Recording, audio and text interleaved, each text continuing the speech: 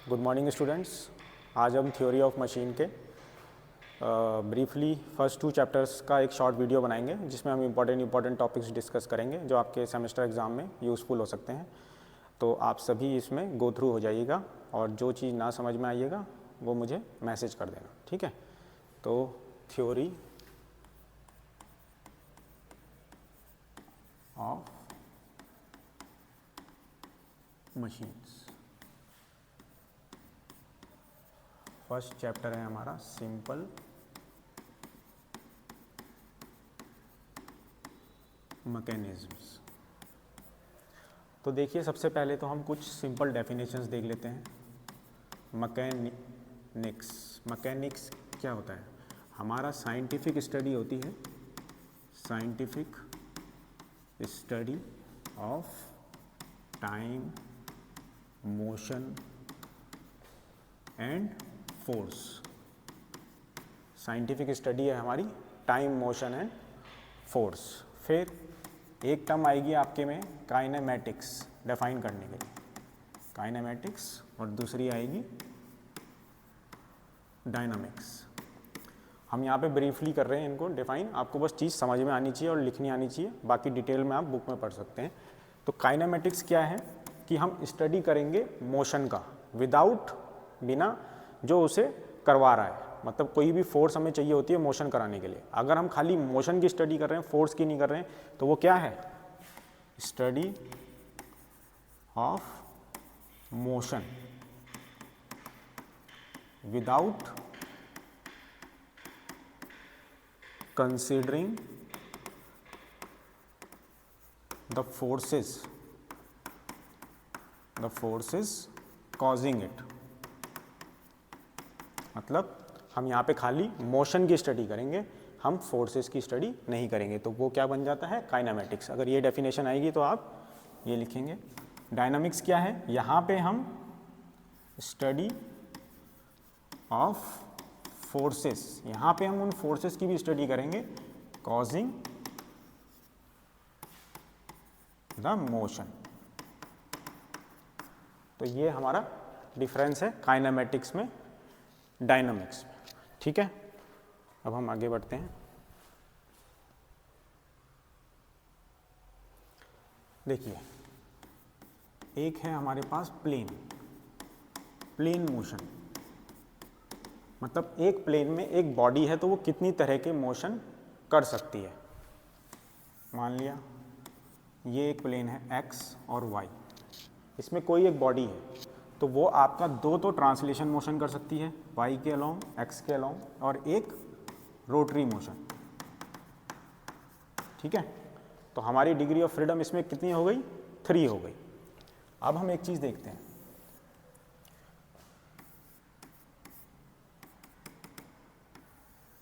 ये एक बॉडी है, इसमें एक पॉइंट ले लेते हैं हम बी, एक ले लेते हैं ए।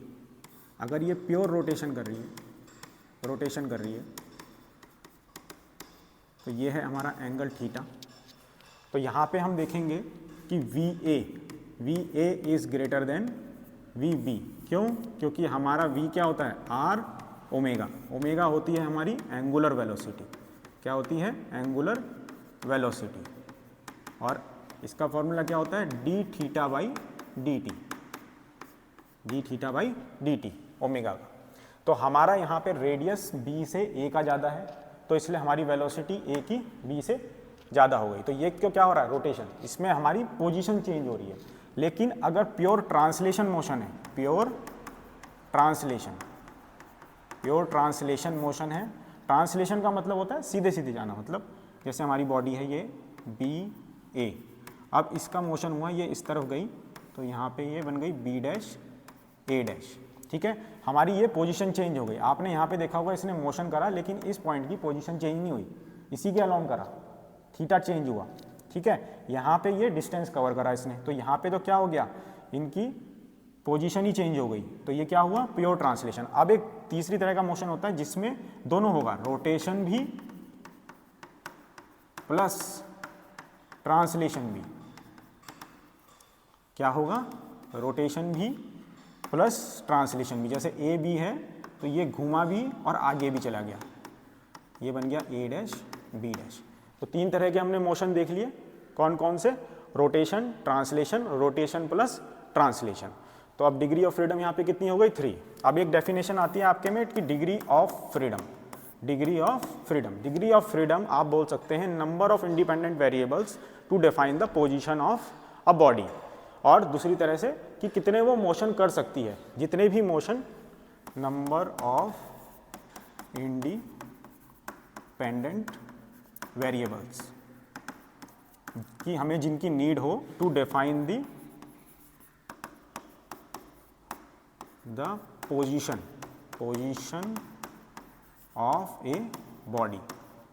या आप दूसरा बोल सकते हैं कि कितनी तरह के वो मोशन कर सकती है एक बॉडी, वो होता है आपका क्या, डिग्री ऑफ फ्रीडम। अब हम देखेंगे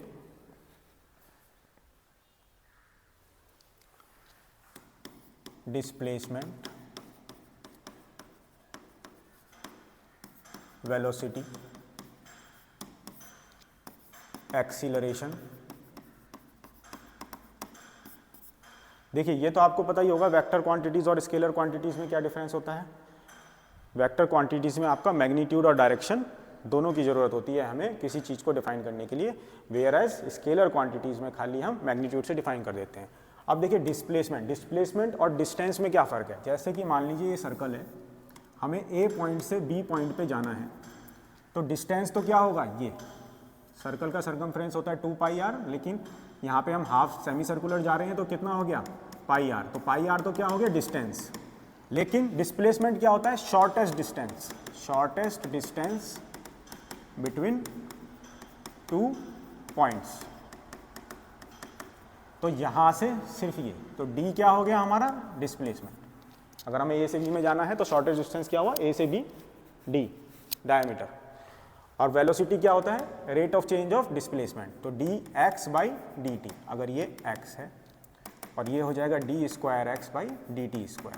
मतलब एक और बार हम उसे डिफरेंशिएट कर देंगे किसे, वेलोसिटी को, तो हमारे पास आ जाएगा एक्सीलरेशन। अच्छा ये तो हमने देखा फॉर्मूला। अब हम देखेंगे एक क्वेश्चन आपके में आता है, काइनेमेटिक लिंक क्या होते हैं। क्वेश्चन क्या आता है, काइनेमेटिक लिंक मतलब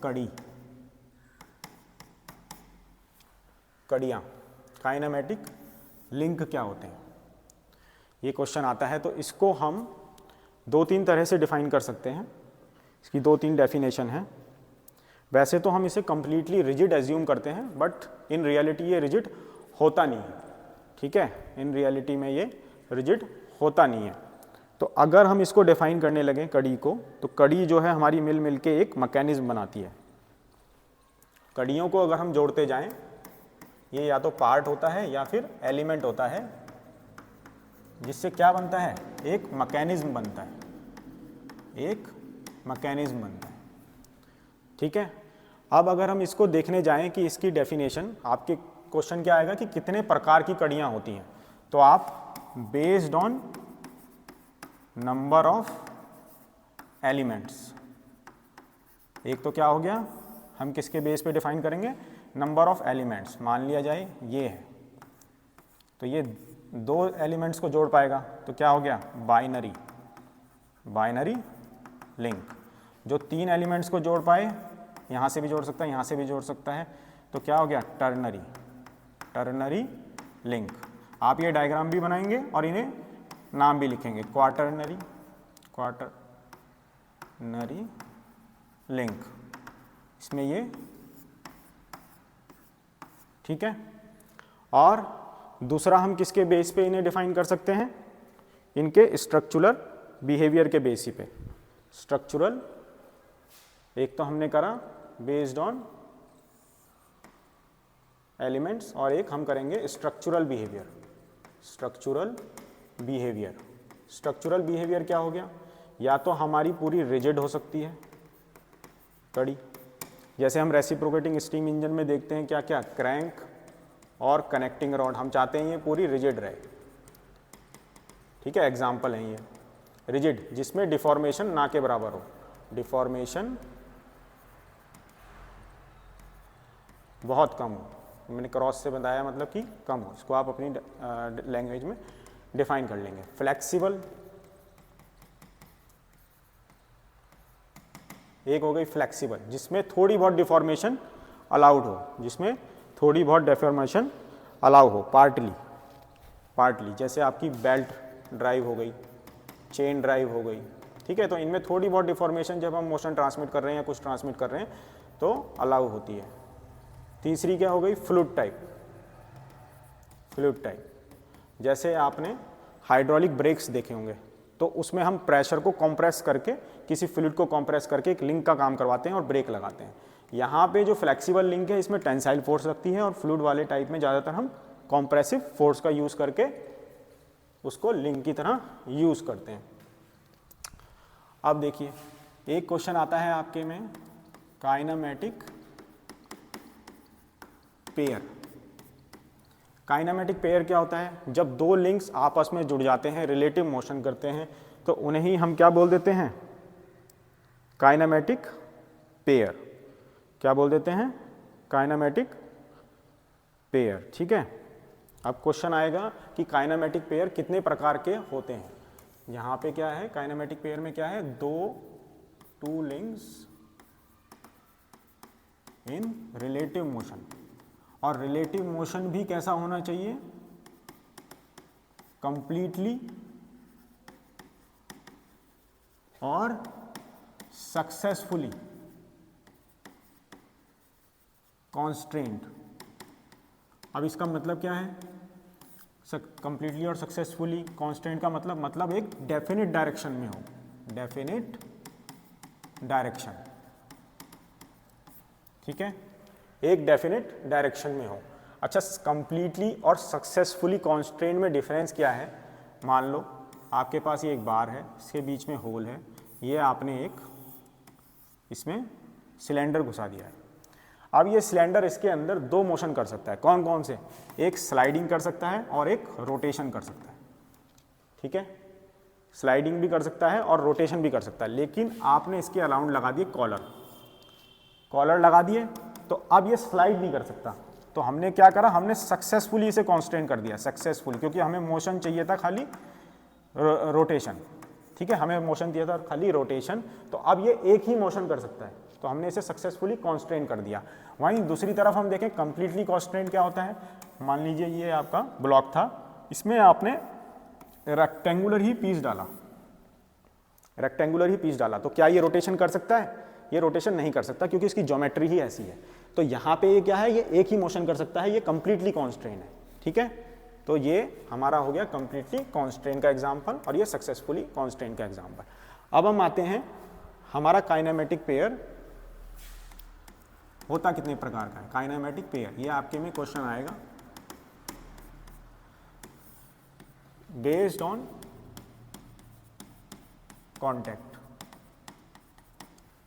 क्या क्या टाइप के होते हैं इसमें, लोअर पेयर और हायर पेयर, इसे निम्न करके कुछ बोलते हैं और इसे उच्च कुछ बोलते हैं, निम्न और उच्च इनके नाम रहते हैं, निचला युगल और उच्च युगल बोलते हैं, ठीक है, निचला युगल और निचला युगल और उच्च युगल। तो देखिए इसमें हायर पेयर में तो आपका पॉइंट कांटेक्ट रहेगा और लाइन कांटेक्ट रहेगा और लोअर पेयर में आपका जो दो लिंक होते हैं उनके बीच में कैसा कांटेक्ट होता है, सरफेस कांटेक्ट। इसका एग्जांपल क्या हो सकता है, जैसे पिन जॉइंट हो गया, या फिर पिस्टन इन सिलेंडर। तो ये जो है आपका कांटेक्ट कैसा हो रहा है, इन दो लिंक्स के बीच में सरफेस कांटेक्ट हो रहा है। पॉइंट और लाइन कांटेक्ट कहाँ होता है, जैसे एग्जांपल क्या है, कैम एंड फॉलोअर, या गियर भी बोल सकते हो आप, बॉल बेयरिंग्स भी बोल सकते हो। तो उनमें क्या हो रहा है, पॉइंट कांटेक्ट हो रहा है हमारा। तो कांटेक्ट के हिसाब से दो लिंक्स के बीच में कैसा कांटेक्ट है, हमारे पास है लोअर पेयर और हायर पेयर। अब बेस्ड ऑन मोशन, मोशन के हिसाब से कितने प्रकार के होते हैं, sliding pair, turning pair, cylindrical pair, screw pair, spherical pair,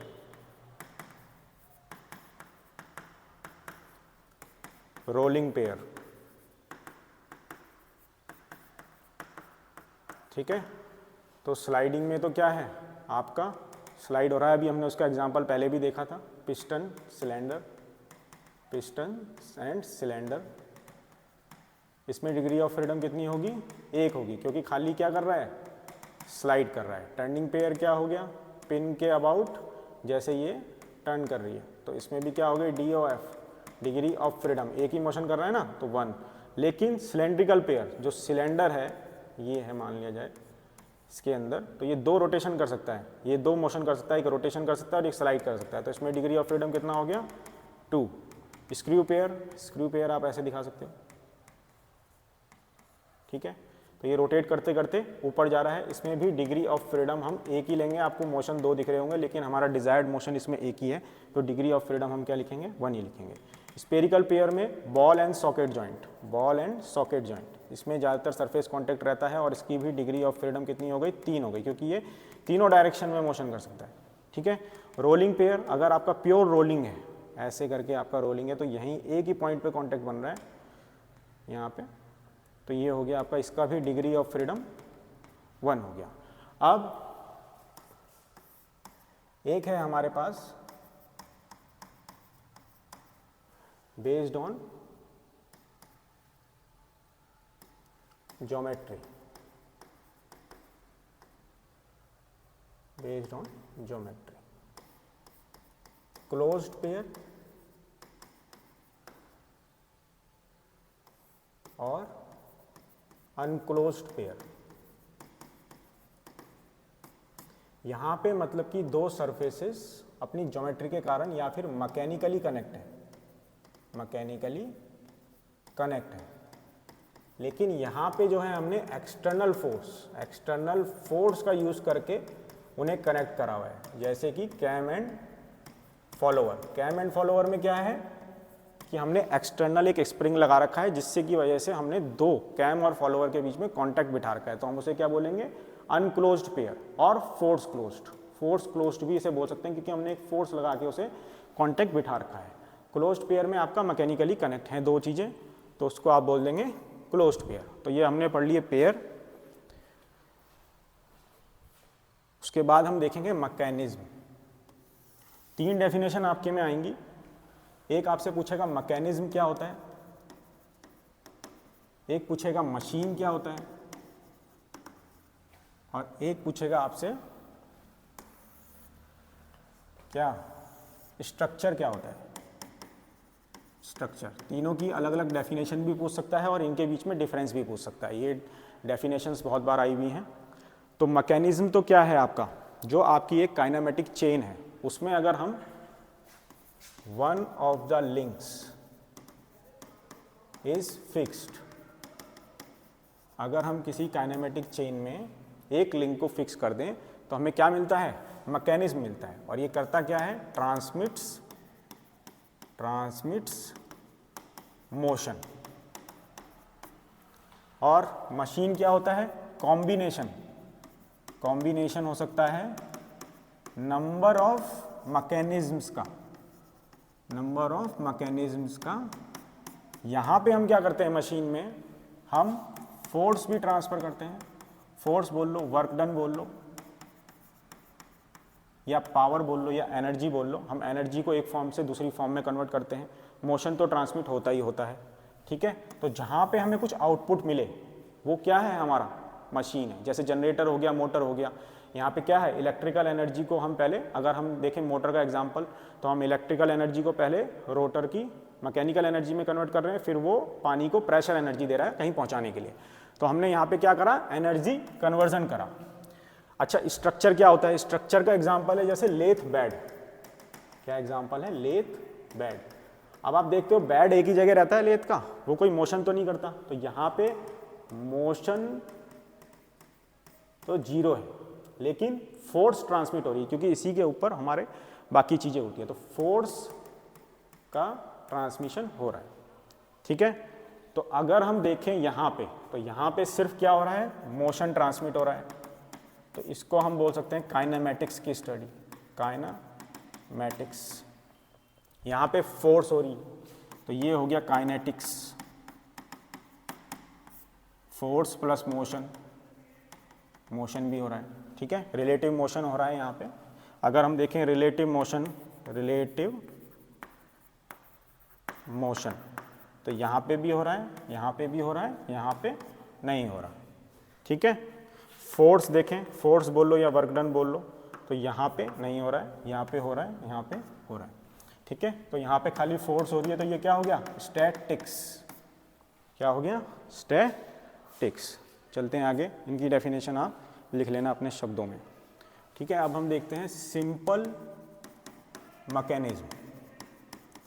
simple mechanism कौन सा होता है? अगर हमारी कोई चेन है 4 बार, 4 बार कोई हमारी चेन है, 4 बार का मतलब इसमें 4 लिंक्स हैं, एक जिसको हम इसमें डैश डैश लगा देते हैं वो क्या होता है, फिक्स लिंक होता है। ठीक है, 1 2 3 4, मान लिया जाए हमारे पास ये 4 बार लिंक है, तो इसको ही हम बोलते हैं सिंपल मैकेनिज्म, क्योंकि इसकी डिग्री ऑफ फ्रीडम 1 होती है। अगर इससे ऊपर के हैं, मतलब 5 बार हैं या 6 बार हैं, तो वो क्या बन जाते हैं, कंपाउंड मैकेनिज्म, उन्हें कहते हैं कंपाउंड मैकेनिज्म। और 3 बार को हम कहते हैं स्ट्रक्चर, क्योंकि उसकी डिग्री ऑफ फ्रीडम कितनी आती है, 0 आती है। अच्छा, डिग्री ऑफ फ्रीडम अगर हमें लिंक्स दिए हैं तो हम किस इक्वेशन से निकाल पाते हैं, पुट बैक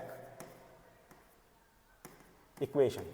ये इक्वेशन क्या कहती है, इसमें ये बोलती है डिग्री ऑफ फ्रीडम किसी भी लिंक की क्या होगी, 3l - 1 - 2j - h। इसमें l क्या है, नंबर ऑफ लिंक्स, j क्या है, नंबर ऑफ जॉइंट्स, और h है आपका हायर पेयर। हायर पेयर अभी हमने पढ़े थे, लोअर पेयर, हायर पेयर। तो हायर पेयर कौन से थे, जो आपका पॉइंट और लाइन कॉन्टैक्ट बनाते हैं। ठीक है, तो हमने ये देख लिया सिंपल मैकेनिज्म। सिंपल मैकेनिज्म है हमारा 4 बार का। अब इस 4 बार के मैकेनिज्म में अगर एक टर्म आपके एग्जाम में आती है कि इन्वर्जन क्या होता है, इन्वर्जन क्या होता है, इन्वर्जन होता है हमारा, मान लिया हमारे पास ये मैकेनिज्म है, हमने अभी पहले 1 को फिक्स करा, फिर हमने बाकियों के मोशन को देखा, फिर हम दूसरी बार क्या करेंगे, 2 को फिक्स कर देंगे, फिर 3 को फिक्स कर देंगे, फिर 4 को फिक्स कर देंगे, बाकियों के मोशन को देखेंगे। तो बारी बारी से अगर हम नंबर ऑफ लिंक्स को फिक्स करें तो हमें क्या होता है, डिफरेंट टाइप के इन्वर्जन मिलते हैं। तो अगर आपके पास क्वेश्चन आया इन्वर्जन की डेफिनेशन, तो आप लिख देंगे क्या, कि अगर हम एक लिंक को फिक्स करें और बाकियों के मोशन को देखें तो वो हो गया इन्वर्जन। और अब आपसे पूछेगा कि सिंपल मैकेनिज्म या 4 बार मैकेनिज्म के इन्वर्जन कौन कौन से होते हैं, तो 3 तरह के आप लिख देंगे। क्या, डबल क्रैंक, ये हमने सब क्लास में अच्छे से पढ़े हुए हैं, डबल क्रैंक मैकेनिज्म। दूसरा है crank rocker, crank rocker mechanism. तीसरा है double rocker mechanism, double rocker mechanism. अच्छा, ये क्रैंक क्या है, क्रैंक उस एलिमेंट को बोलते हैं जो कि आपका कंप्लीट रोटेशन कर पाए। ये जैसे हमारे पास 4 लिंक हैं, इनमें जो कंप्लीट रोटेशन कर लेगा वो तो क्या हो गया, क्रैंक। जो आपका रेसिप्रोकेट करे, ऑसिलेट करे, जैसे इस वाले लिंक को हम मान लेते हैं खाली रेसिप्रोकेट और ऑसिलेट कर रहा है, तो ये क्या हो गया, रॉकर। और जो इन दोनों को कनेक्ट कर रहा है उसे हम बोल देते हैं कनेक्टिंग रॉड, कनेक्टिंग रॉड। अच्छा, अगर हम किसी 4 बार मैकेनिज्म में रिलेटिव मोशन चाहते हैं, रिलेटिव मोशन चाहते हैं, तो उसके लिए हमारा ग्रेशॉफ लॉ जो है सेटिस्फाई होना चाहिए। अगर आपके पेपर में आ गया ग्रेशॉफ लॉ क्या होता है, ग्रेशॉफ लॉ क्या होता है, तो ग्रेशॉफ लॉ होता है shortest S + L less than equal to P + Q। मान लिया जाए ये शॉर्टेस्ट साइड है और ये लॉन्गेस्ट साइड है, और बाकी 2 साइड को हमने नाम दे दिया P और Q, मतलब इनकी लेंथ को। तो अगर हमारा शॉर्टेस्ट प्लस लॉन्गेस्ट का सम P + Q के या तो लेसर देन है या इक्वल है, तो ही रिलेटिव मोशन होगा, तो ही क्या होगा, हमारा रिलेटिव मोशन होगा। उसमें भी अब कंडीशन है double crank. Double crank motion हमें कब मिलेगा, मतलब कि दो लिंक हमारे पूरा पूरा रोटेट करेंगे। कब? जब शॉर्टेस्ट लिंक हम फिक्स कर देंगे। शॉर्टेस्ट लिंक फिक्स, इसमें हम डबल, अच्छा ये क्रैंक रॉकर है तो इसमें लॉन्गेस्ट लिंक फिक्स कर देंगे। अगर हमें डबल रॉकर मिलता है तो हम शॉर्टेस्ट लिंक के अपोजिट वाले लिंक को फिक्स कर रहे हैं, तब हमें मिलेगा डबल रॉकर, मतलब हमें कंप्लीट रोटेशन नहीं मिलेगा और ये हमारा डिजायर्ड नहीं होता। हम ज़्यादातर चाहते हैं कि एक हमारा कंप्लीट रोटेशन करे। अब दूसरी तरह के आता है हमारा, दूसरा क्या आता है हमारे पास, single slider mechanism. Single slider mechanism, अभी तो हमने देखा था 4 बार मैकेनिज्म जिसमें 4 लिंक थे और 4 ही हमारे क्या थे,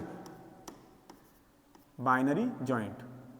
सिंगल स्लाइडर मैकेनिज्म, ठीक है, मैकेनिज्म।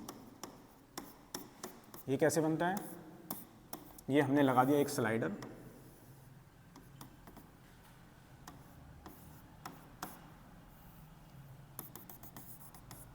तो एक तो हो गया हमारा फिक्स लिंक, 2, 3 और 4 आ गया हमारे पास क्या, स्लाइडर।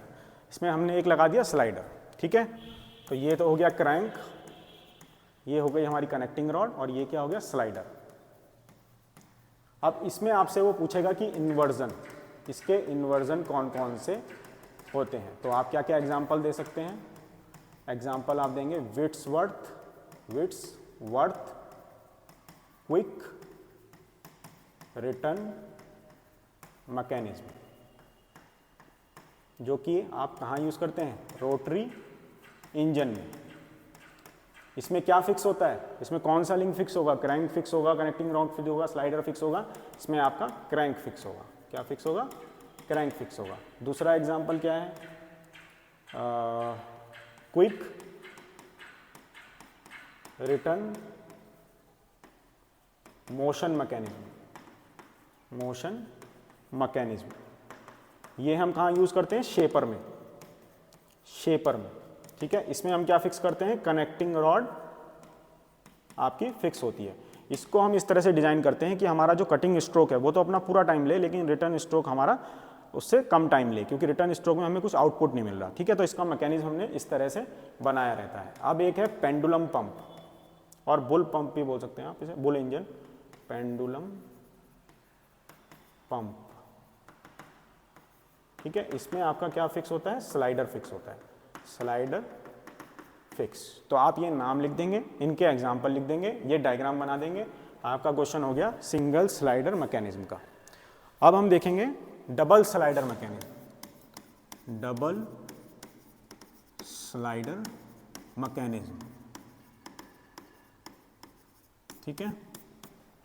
नाम से ही पता चल रहा है इसमें कितने स्लाइडर होंगे, 2 स्लाइडर होंगे, ठीक है। इसमें आपके 2 स्लाइडर होंगे, एक स्लाइडर ये रहा, एक स्लाइडर ये रहा। ये तो है आपका क्या, फ्रेम, ठीक है। ये क्या है आपका, फ्रेम, ठीक है। ये हैं आपके स्लाइडर, एक ये फ्रेम हो गया, दूसरा स्लाइडर, तीसरी कनेक्टिंग रॉड, चौथा स्लाइडर। तो ये चारों इसके एलिमेंट हो गए। अब इनके इन्वर्जन्स के क्या क्या नाम रहते हैं, इन्वर्जन्स, इलिप्टिकल ट्रॉमेल। इसमें आपका फ्रेम ही फिक्स रहेगा, ये मोशन करेगा। बेसिकली हम इसको नेम प्लेट वगैरह प्रिंट करने के लिए, जैसे हमारे छोटे अक्षर रहते हैं उन्हें बड़ा करने के लिए, एनलार्ज करने के लिए, ये इलिप्टिकल ट्रॉमेल इसका नाम क्यों पड़ा, क्योंकि ये इसमें इलिप्स की शेप बनाता है। कैसी शेप बनाएगा, इलिप्स की शेप। तो एक तो हो गया इलिप्टिकल ट्रॉमेल, इसमें हमारा फ्रेम फिक्स है। दूसरा कौन सा हो गया, स्कॉच योक मैकेनिज्म। स्कॉच योक मैकेनिज्म में हमारा क्या, दोनों में से एक स्लाइडर कोई फिक्स होगा, स्लाइडर इज फिक्स, एक स्लाइडर फिक्स होगा। तीसरी होती है हमारी ओल्डहैम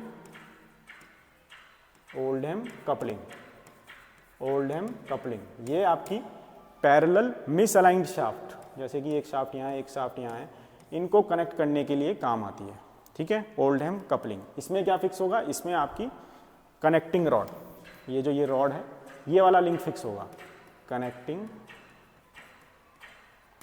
रॉड फिक्स, ठीक है, कनेक्टिंग रॉड आपकी फिक्स हो गई। अब हम देखेंगे इंस्टेंटेनियस सेंटर, इंस्टेंटेनियस सेंटर।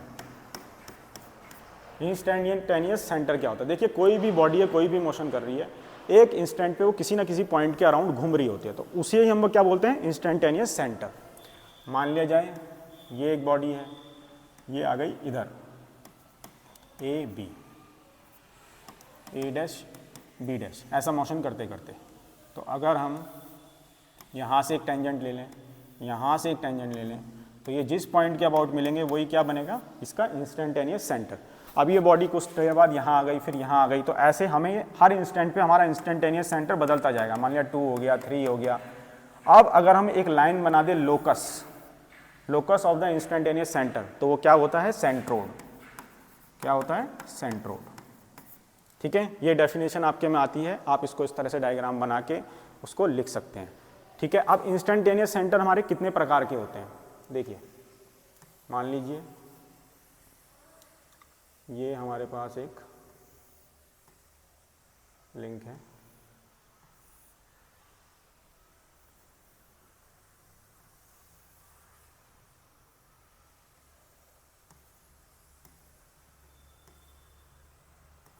तो इंस्टेंटेनियस सेंटर कितने प्रकार के होते हैं? परमानेंट,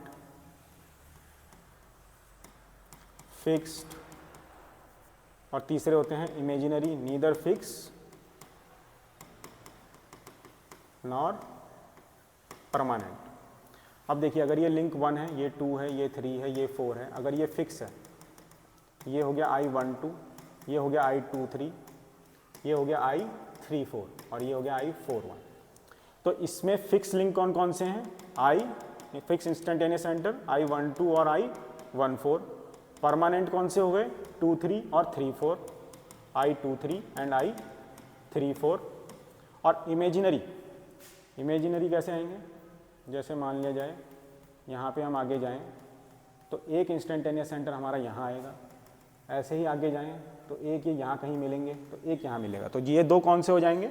हमारे नीदर फिक्स नॉर परमानेंट। अच्छा, पता कैसे चलता है कि कितने इंस्टेंटेनियस सेंटर होंगे किसी लिंक में? तो उसका फॉर्मूला है आई नंबर ऑफ इंस्टेंटेनियस सेंटर कितने होंगे, उसका है फॉर्मूला n-1/2, जिसमें n क्या है? Number of links. जैसे ये 4 बार मैकेनिज्म था, तो इसमें हमने देखा 6 है, तो वो आए कैसे? जैसे हम यहाँ पे 4 लिखेंगे, नंबर ऑफ लिंक्स 4 - 1 3/2, 2 से 2 गया, ये आ गया 6, तो 6 हमारे पास इसमें इंस्टेंटेनियस सेंटर होंगे। तो ये हमने देख लिया। अब हम चलते हैं आगे। अब हम देखेंगे एक instantaneous centre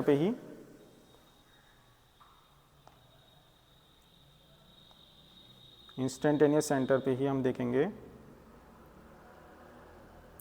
Kennedy theorem, Arnold Kennedy theorem. वो क्या कहती है? क्या देखेंगे? Arnold Kennedy theorem. Arnold Kennedy theorem simply ये कहती है कि अगर किसी 3 बॉडीज के बीच में मोशन हो रहा है तो उनके इंस्टेंटेनियस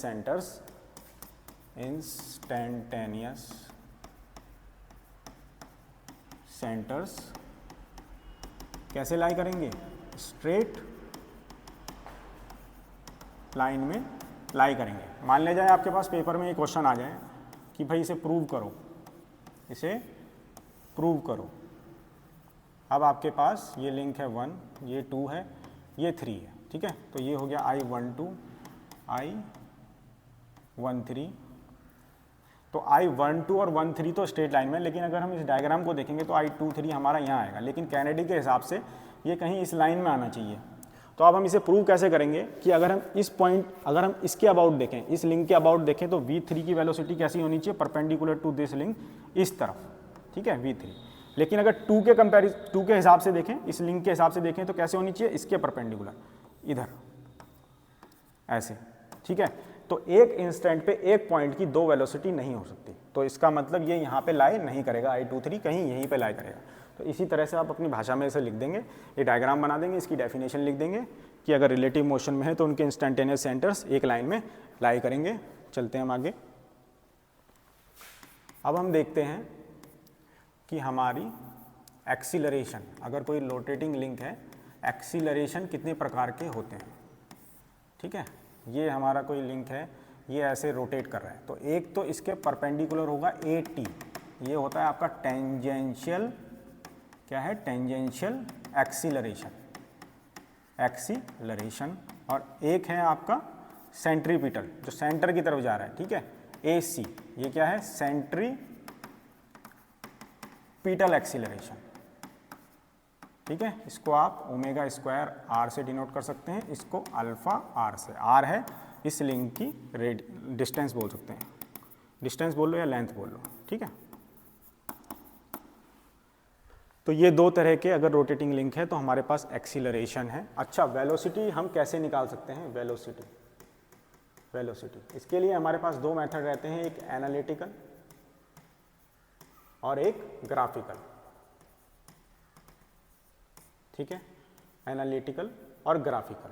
तो अगर हम देखें ग्राफिकल मेथड में हमारी थोड़ी बहुत एरर आ सकती है, क्योंकि उसमें हम ग्राफ की हेल्प से बनाते हैं। तो एक क्वेश्चन हम जो है इसका सॉल्व करने की कोशिश करते हैं ग्राफ की हेल्प से, जिससे आपको अंदाज़ा लगेगा कि हम कैसे, मान लिया जाए ये हमारे पास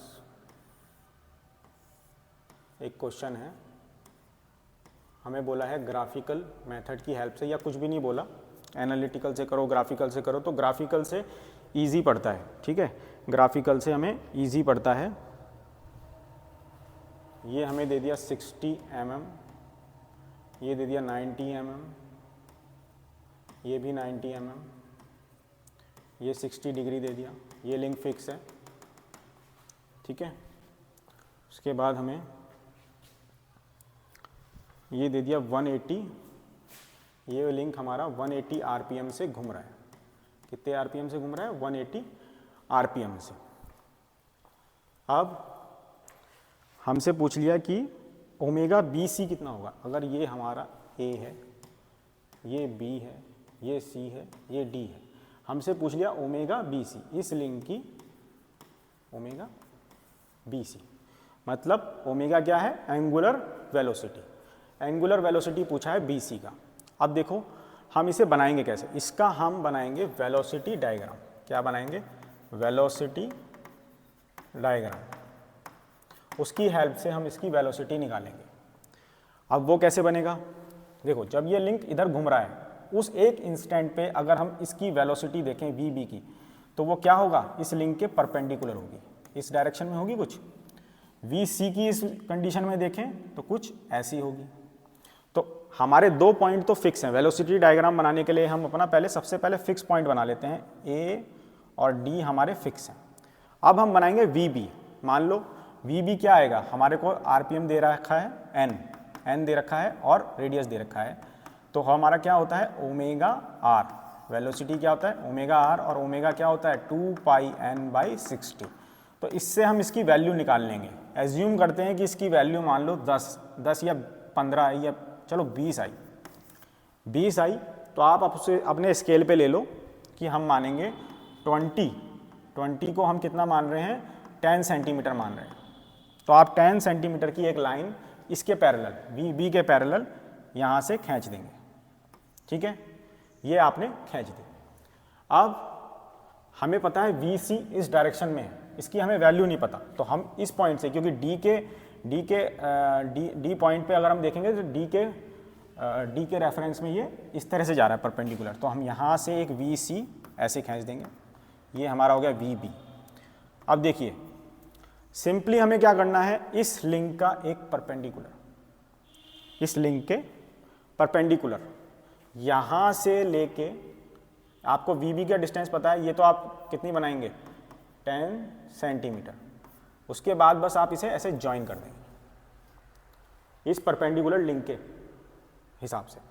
तो जो ये डिस्टेंस आएगी, ये जो डिस्टेंस आएगी ये क्या होगा, वी बी सी, और वी बी सी क्या होगा, omega B C into R B C, मतलब कि ये डिस्टेंस हमें पता है, ये हमें पता चल गया, तो यहाँ से हम इसे निकाल लेंगे वी बी सी को। ठीक है, तो ये हमने जो है ग्राफिकल मेथड से इसकी वेलोसिटी इजीली निकाल दी। एनालिटिकल मेथड से भी निकाल सकते हैं, पर उसमें जो है हमारी कैलकुलेशन ज़्यादा रहती है। ठीक है, तो अभी हमने देखे ये फर्स्ट 2 चैप्टर्स। इसमें एक टर्म और रहती है रबिंग वेलोसिटी। रबिंग वेलोसिटी भी आपके में पूछी गई है एक बार। Rubbing velocity,